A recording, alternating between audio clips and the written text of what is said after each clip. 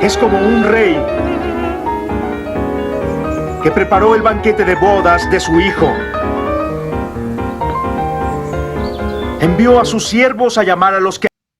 Buenas tardes para todos ustedes. Iniciamos este lunes 16 con el programa semanal de una liturgia para la vida. Estamos en el domingo y semana 28. Continúa la palabra de Dios en el reino de Dios, ¿cómo es? ¿Cómo nos figuramos que sea? Que también tenemos que aclarar que fue el gran esfuerzo y trabajo y venida del Señor para exponernos este plan de Dios que se planifica en un banquete que ahora se le llama banquete de bodas. Los banquetes tienen una característica de intimidad, de comunión, de vida, de diálogo, de alegría. También las parábolas del reino en otro momento nos van a decir que también el reino de Dios exige esfuerzo como renuncia, sacrificio personal. Y ahora se nos da con un carácter salvífico y fundamento de la humanidad.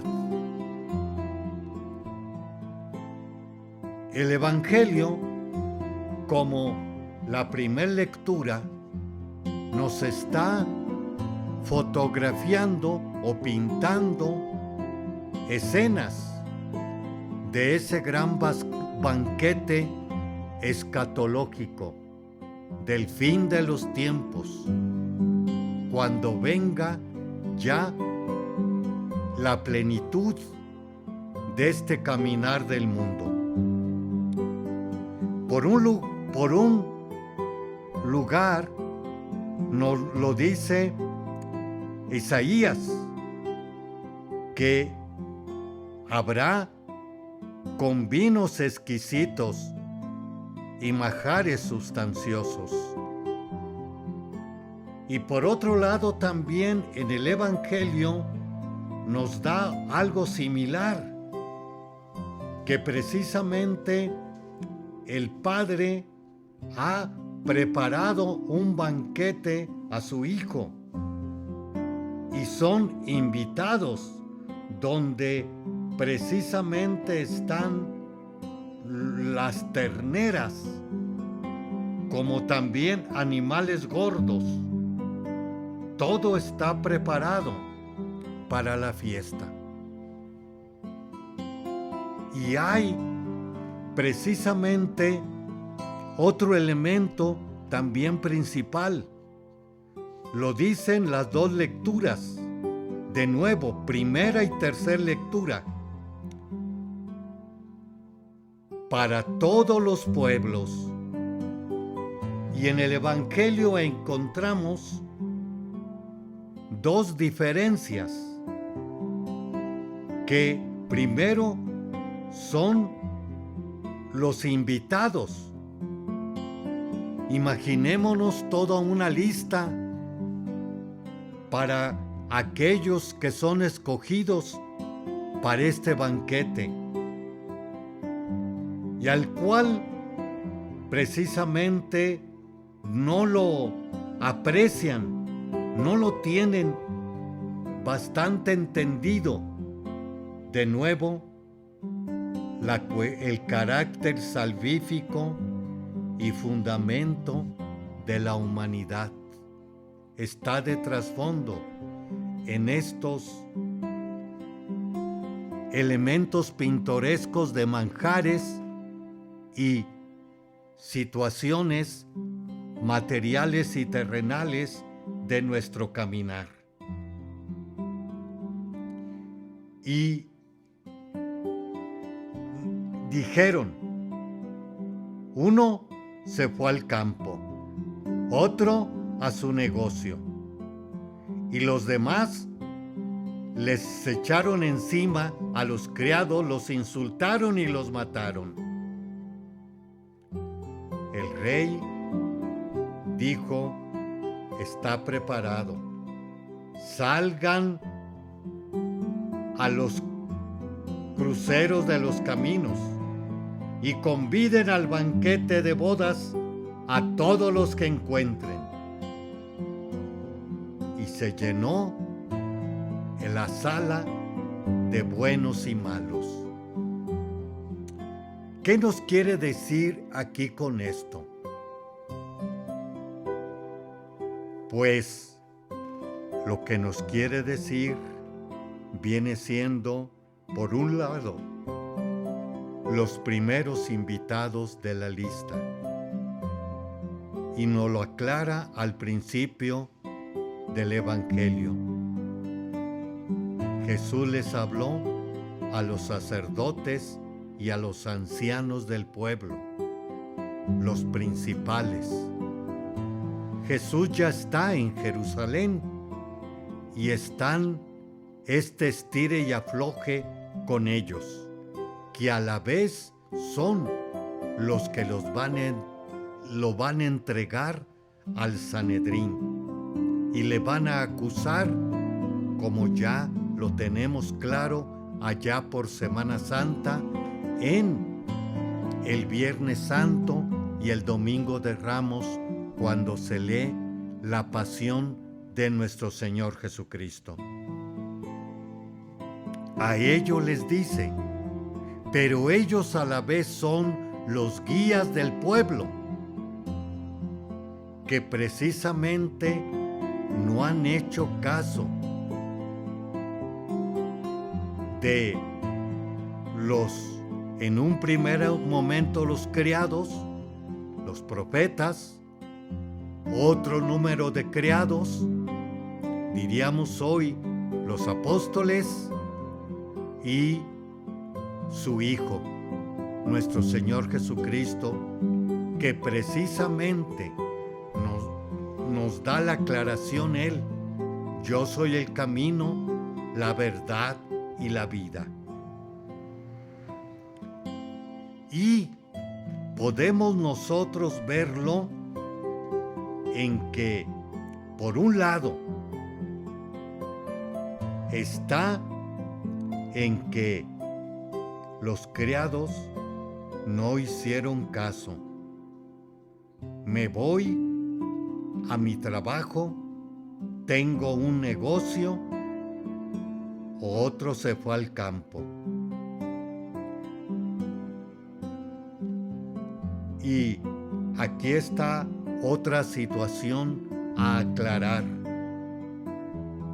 Cuando el rey entró a saludar a los convidados, vio entre ellos a un hombre que no iba vestido con traje de fiesta y le preguntó: amigo, ¿cómo has entrado aquí sin traje de fiesta? Aquel hombre se quedó callado. Entonces el rey dijo a los criados: átenlo de pies y manos y arrójenlo a las tinieblas. Haremos un pequeño espacio y regresamos. También pueden acceder a otros medios de comunicación y les agradecería un like en Una Liturgia para la Vida en YouTube. Además, en Spotify, Apple Podcast Google Podcasts, Amazon Music y iHeartRadio.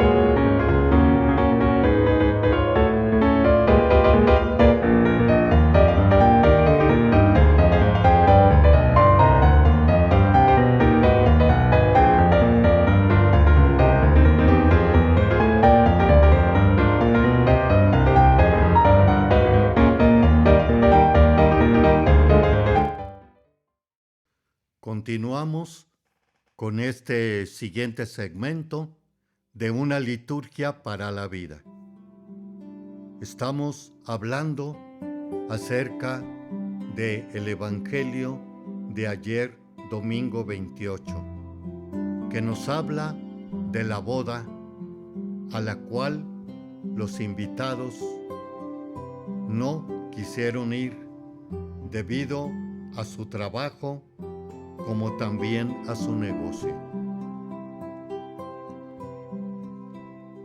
Aquí valga enfatizar que son las cosas en este caminar de la vida las que priorizamos en esta tierra, mas no las celestiales.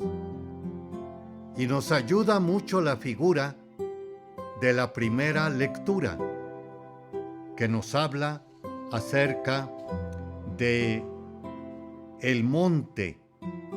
En aquel día, el Señor del universo preparará sobre este monte un festín con platillos suculentos para todos los pueblos.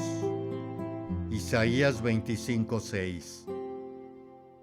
Y cuando estamos, lo recalca mucho el señor obispo Roberto Barro, que cuando estamos nosotros en la cima de un monte, a quien precisamente vemos es a Dios, ya que el mundo está abajo con todas sus situaciones terrenales y podemos más contactarnos con Él que estar abajo contactándonos u olvidándonos de ese contacto con Dios también, como también será con los demás. Pero de nuevo, en este caso, eso de que voy a mi negocio como también a mi campo, quiere decirnos precisamente lo individual y propio, mas no lo de Dios, que está muy figurado en el vestido, que hablábamos al final del segmento pasado. ¿Por qué has entrado aquí sin traje de fiesta? Y aquí quiero hacer un paréntesis, que todavía entre nosotros hay mucho la preocupación de bautismo, comunión eucarística o primera comunión, confirmación y sobre todo en matrimonio ir de blanco, que precisamente nos recuerda como en el bautismo, esta vestidura blanca después de ponerle el agua, el crisma, al niño o niña bautizado, también se le pone una diadema o una gorrita. Esta vestidura blanca es signo de tu dignidad de cristiano. Consérvala así, sin mancha ni arruga, con ayuda y ejemplo de tus padres y demás padrinos.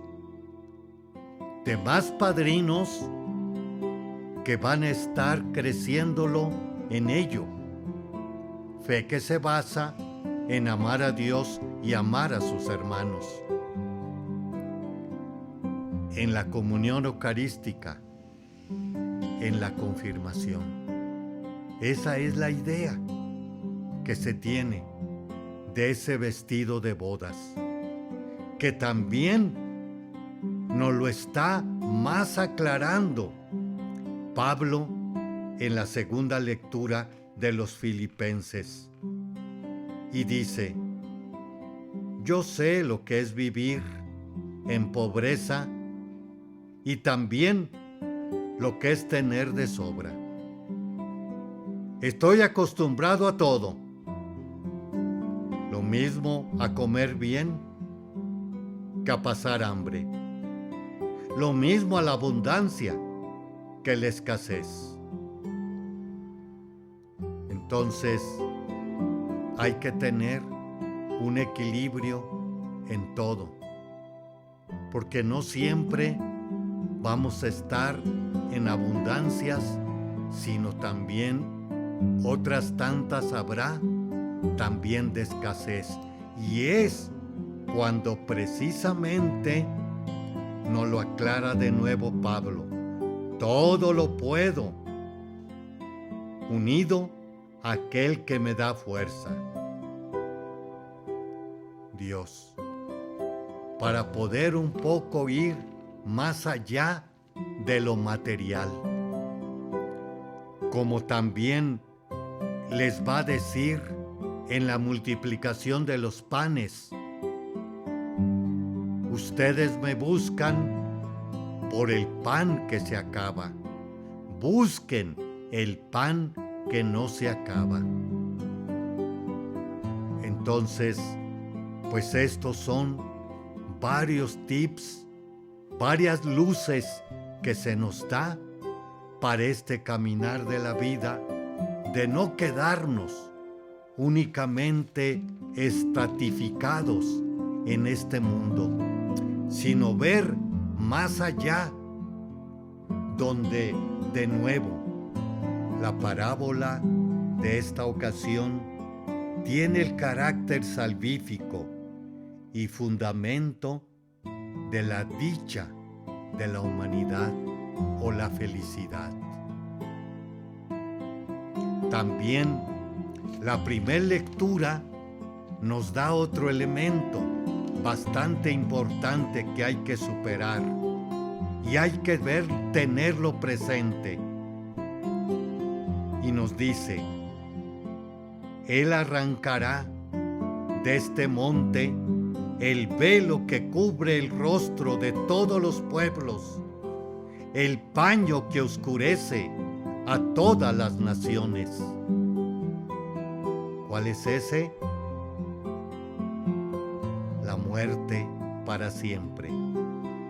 Y el Señor Dios enjugará las lágrimas de todos los rostros y borrará de la tierra la afrenta de su pueblo. Y termina esta parte: así lo ha dicho el Señor. El último que será destruido será la muerte. No se nos olvide, pues, hermanos y hermanas, que el banquete es una intimidad, comunión, vida, diálogo y alegría. alegría, diálogo, vida, comunión e intimidad que ya la debemos de tener desde aquí. Y de nuevo, el catecismo de la Iglesia. La comunión es seña de estar con Dios y eternamente también con los bienaventurados. Y como dicen de los invitados, el infierno es la autoexclusión de convivir con los demás y futuramente será con Dios y con los bienaventurados. Haremos otro espacio y regresamos. Le esperamos.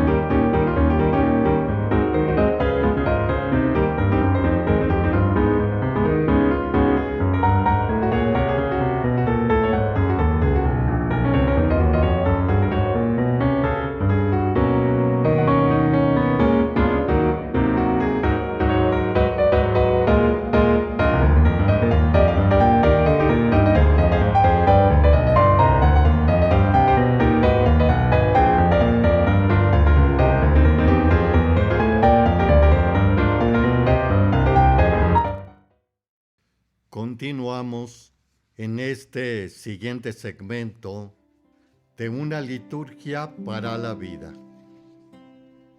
Vamos ahora a adentrarnos en el comentario a la ordenación general del misal romano, que viene siendo la explicación que nos da el padre José Antonio Berenguer Cerdá acerca de los números que están en el misal romano, para ver algunos elementos que están en la liturgia o celebraciones, su explicación y razón de ser, para poderlos nosotros, como siempre, participar activamente, conscientemente y provechosamente. Ese capítulo 19, que nos habla de gestos antes de la misa. Después de habernos fijado en los diversos elementos de la misa, hemos de entrar ahora a mirar las diversas partes de la misa.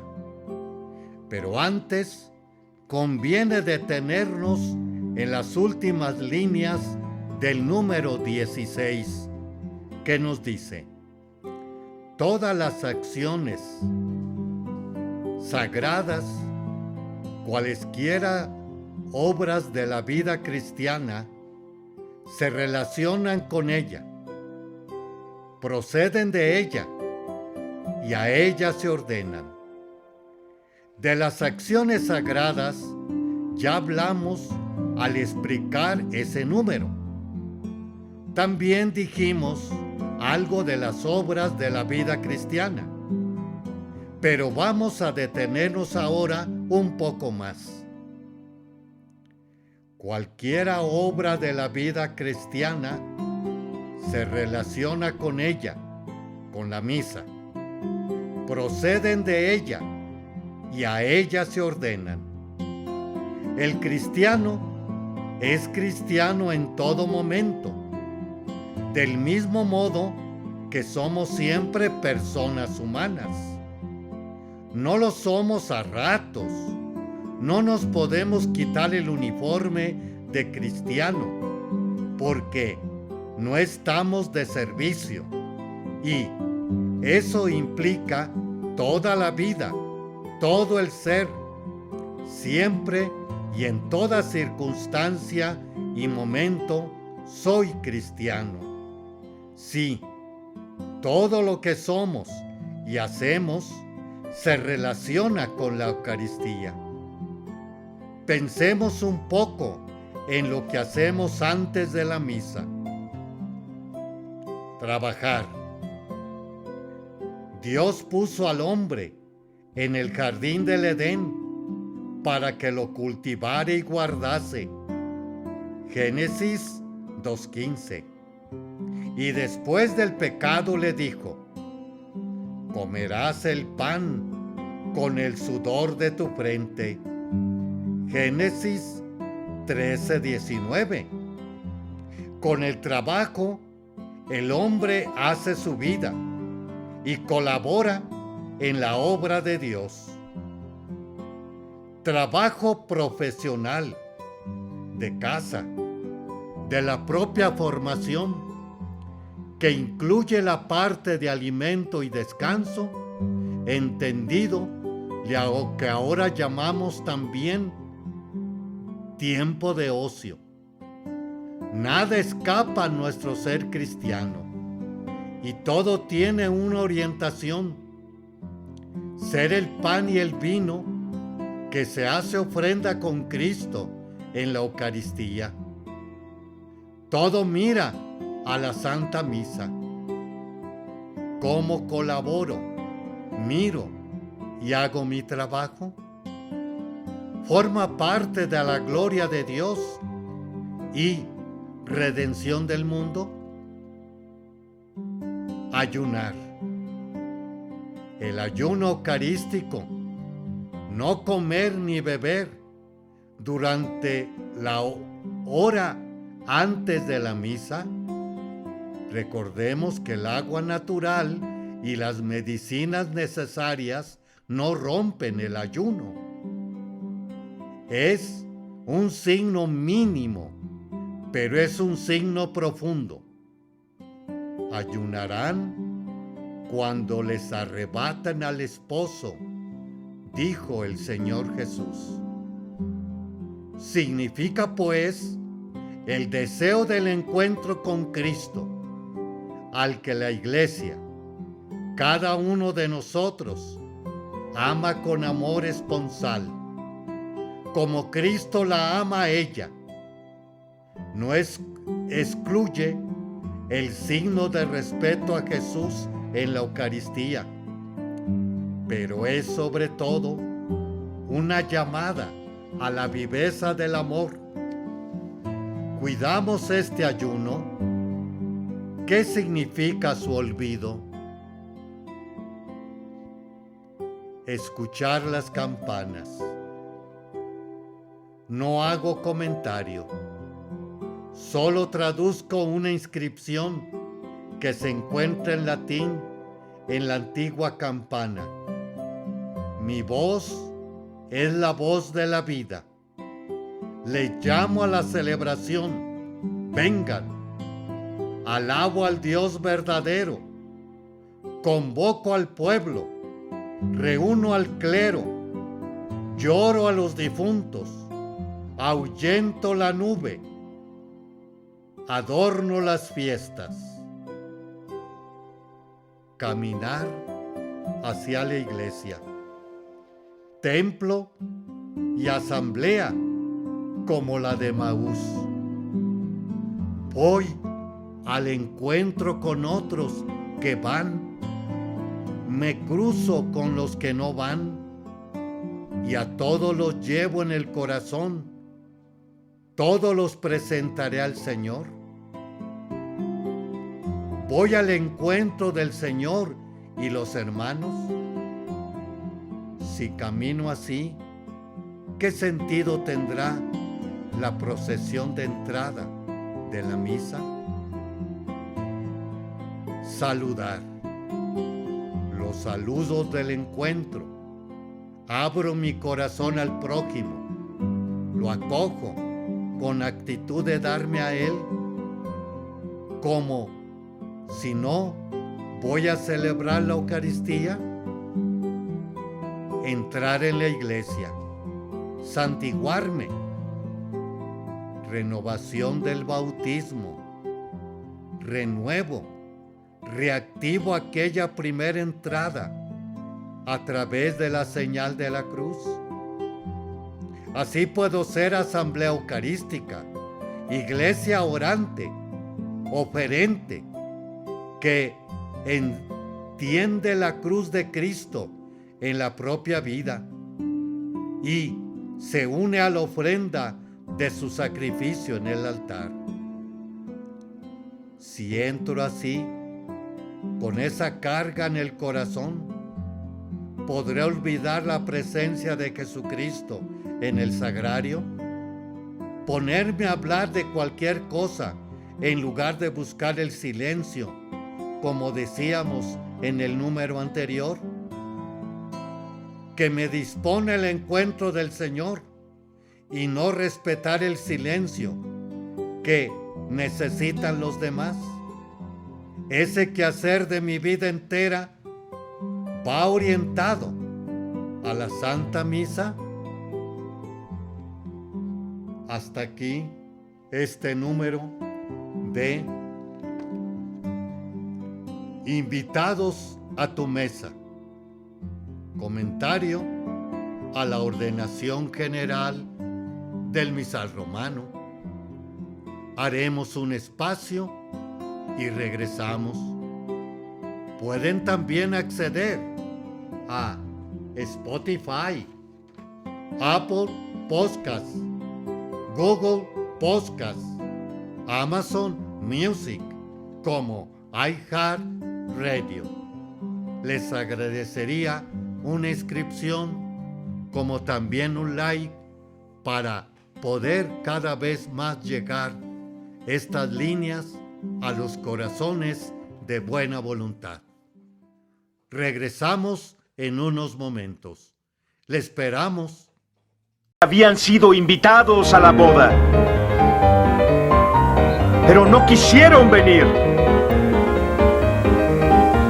Y envió a más siervos. Les dijo: decid a los invitados que preparé mi banquete. A mis toros y animales cebados he sacrificado, y todo está listo. Venid al banquete.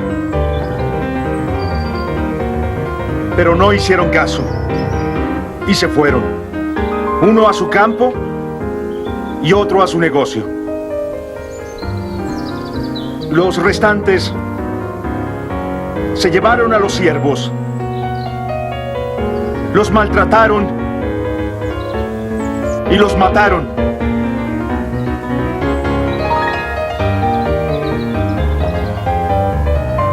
El rey encolerizó, envió a sus tropas, dio muerte a aquellos homicidas y quemó su ciudad. Y dice a sus siervos: el banquete de bodas está listo, pero los invitados no eran gente digna. Id a cruces de caminos, invitad al banquete a cuantos encontréis. Los siervos salieron a los caminos y reunieron a todos los que encontraron, a malos y buenos. Y la sala de bodas se llenó de comensales. Continuamos con este siguiente segmento de una liturgia para la vida. Ahora vamos a adentrarnos en este segmento, los santos y santas de esta semana. Ayer domingo celebrábamos a Santa Teresa de Jesús, Virgen y Doctora de la Iglesia, 1515-1582.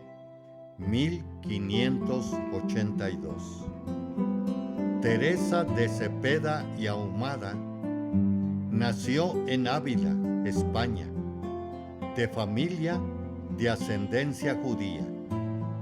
De niña era muy devota y jugaba con su hermano a ir a tierras donde pudieran sufrir el martirio. Más tarde se enfrió su fervor y decayó en su espíritu de oración. Pero a los 20 años, leyendo las cartas de San Jerónimo, decidió ingresar en el Carmelo. Pero incluso en el Carmelo le gustaba tener visitas y andaba distraída hasta que un día, contemplando una figura de Cristo en su flagelación, tuvo una fuerte conversión y decidió entregarse más seriamente a la oración. Empezó a formar el Carmelo de monjas y junto con Juan de la Cruz, también el masculino. Escribió mucho y entre sus obras más importantes e influyentes están el Libro de la Vida, El Camino de Perfección y Las Moradas, así como muchos poemas. Fundó más de 20 conventos. Teresa ha influido la vida de oración de muchos cristianos y ha inspirado muchas conversiones a Cristo. El Catecismo cita varias veces las obras de Teresa, con algunas de sus frases y poemas más conocidos. Es especialmente importante su definición de oración. Oración no es otra cosa, sino tratar de amistad, estando muchas veces tratando a solas con quien sabemos que nos ama. Número del Catecismo de la Iglesia 2709. 16 de octubre, Santa Eduvige religiosa, 1574-1243. Venía de una familia aristocrática y también de santos. Era duquesa de Silesia, hija de Bartoldo IV de Bavaria, y tenía 2 hermanos obispos y una hermana abadesa. Otra de sus hermanas era reina de Hungría, madre de Santa Isabel, y otra se casó con Felipe II de Francia. Educada en un monasterio benedictino, Eduviges desarrolló pronto un gran amor por la Sagrada Escritura. A los 12 años se casó con Enrique I, con quien tuvo 7 hijos. Fue una esposa y madre modelo y puso sus medios y recursos al servicio de la caridad para con los más necesitados.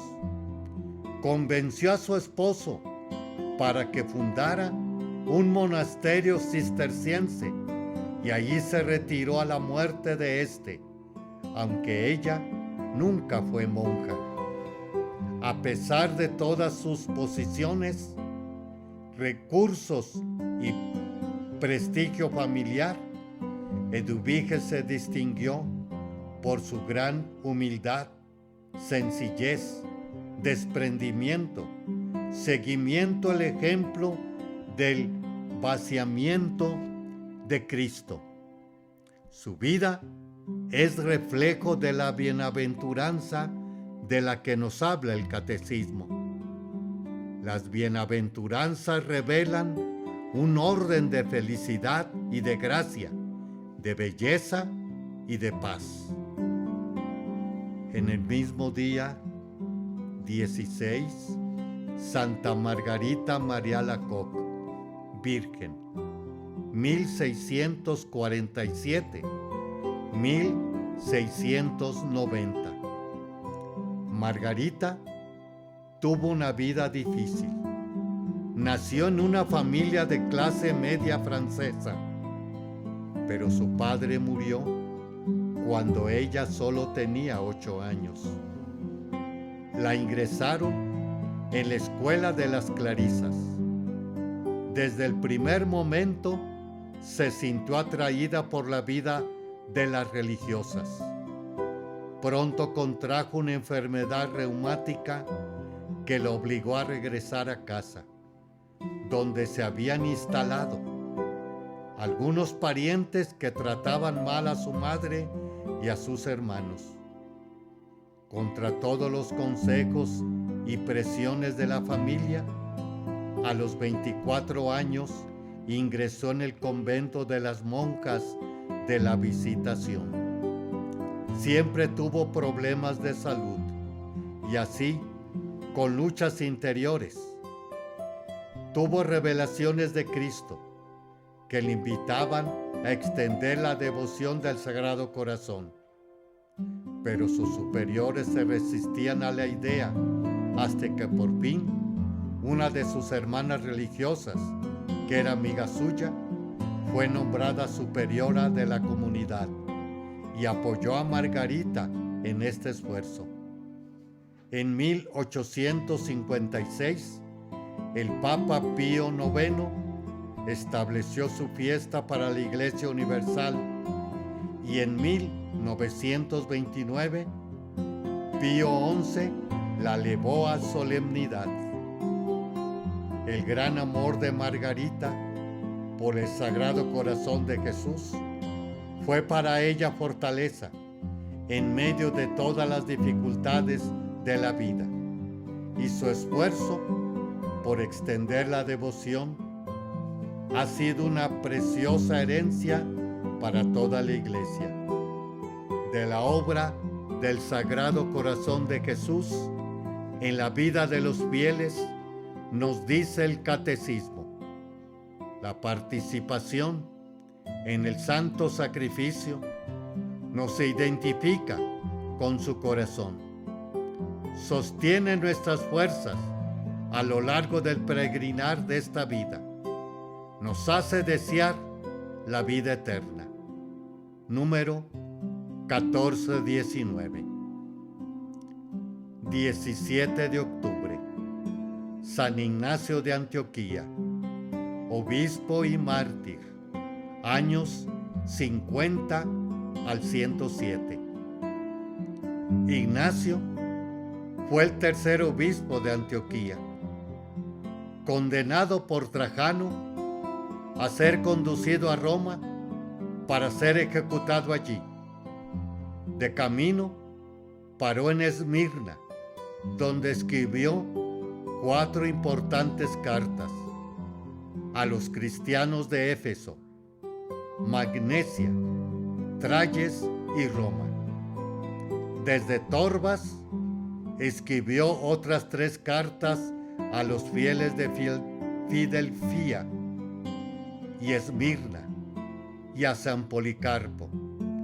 Al fin llegó a Roma, donde fue devorado por las fieras.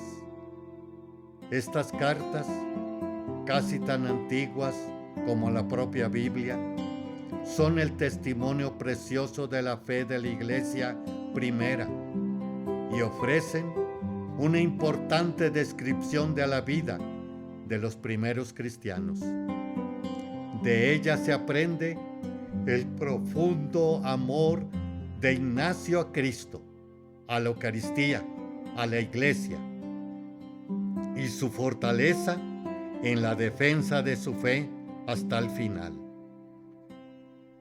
El Catecismo nos dice: partimos un mismo pan, que es remedio de inmortalidad, antídoto para no morir, sino para vivir en Cristo para siempre. Número 1405. Gracias, hermanos y hermanas, por habernos dejado entrar a sus hogares con estas pequeñas líneas que nos ayudarán a crecer cada vez más en nuestra fe cristiana y católica. Que nuestro Señor Jesucristo nos ayude, y María Santísima otro tanto, para llegar al puerto final de la humanidad como de nuestra vida. Les habló el Padre Víctor Anguiano de la Diócesis de San Cristóbal. les agradecería un like en Una Liturgia para la Vida, en YouTube, como también en Spotify, Apple Podcasts, Google Podcasts, Amazon Music, como iHeartRadio. Feliz día y tarde para todos ustedes.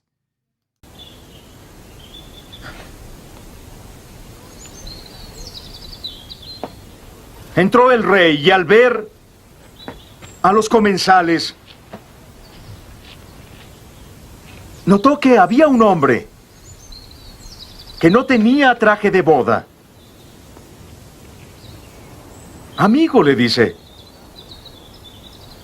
¿cómo has entrado sin traje de boda? Él se quedó callado. El rey dijo a los sirvientes,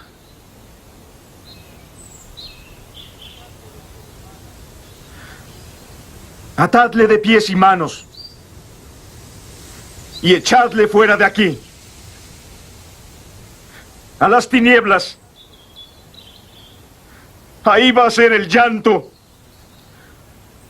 y rechinar de dientes, porque muchos son llamados y pocos los escogidos.